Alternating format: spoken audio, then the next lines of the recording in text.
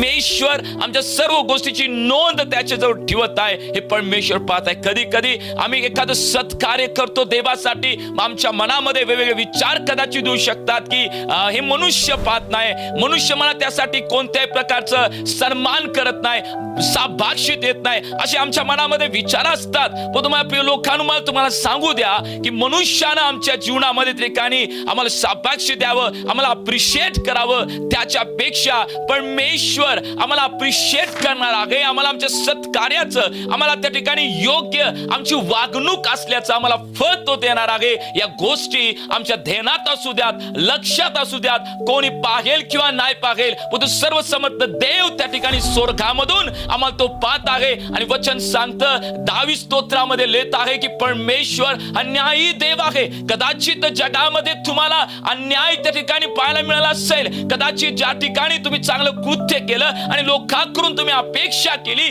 की मला त्या ठिकाणी न्याय मिळावा, पण त्या ठिकाणी अन्याय तुम्हाला मिळाला असेल, त्या ठिकाणी तुमच्यावरती त्या ठिकाणी अन्याय झाला असेल, पण ते लक्षात ठेवा, जो सर्वसमर्थ देव आकाश आणि पृथ्वी निर्माण करता त्याच्याकडे न्याय आहे, त्याच्याकडे न्याय आहे.